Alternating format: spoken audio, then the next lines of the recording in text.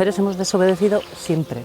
Siempre ha habido movimientos de mujeres, siempre ha habido mujeres que se han asociado, siempre ha habido mujeres que han cuestionado el orden establecido. Otra cosa es que a esa historia que te digo que está construida no ha trascendido.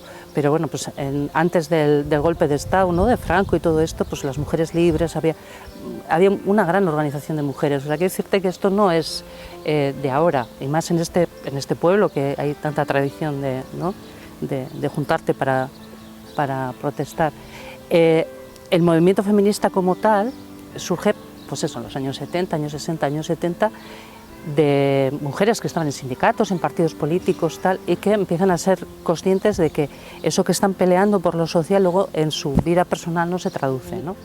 En los 70, o sea, cuando surge ya de manera fuerte aquí, ya te digo que estaba ya en partidos, en sindicatos, etcétera, pero de alguna manera la puesta de largo, la puesta en escena, o sea, aquí en el pueblo, en otros sitios no, pero aquí es un poco con el tema de las violaciones, ¿no? Es cuando realmente se empieza a enseñar músculo, por decirlo de alguna manera, ¿no?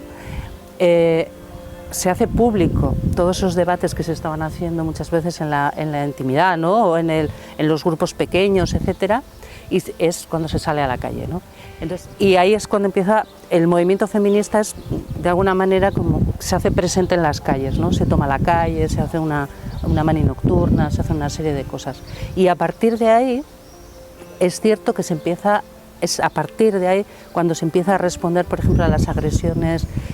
Bueno, se han hecho cosas, yo creo que ellas lo podrían contar muy bien, ¿no? Es que yo llegué más tarde, pero se iba por los violadores, se iba por los agresores.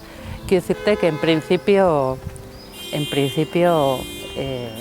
se empezó a hacer muy presente en la calle, ¿no? Bueno, en este pueblo el feminismo ha sido potente siempre. Yo creo que es de los pueblos de Euskal Herria donde el movimiento feminista ha sido más potente, ¿no? Pero como otras cosas, o sea, decirte, en este pueblo ha sido muy potente todo. O sea, aquí la gente se junta hasta para las cosas más insólitas, ¿no? Y hay una tradición de agruparse y una tradición de pelear.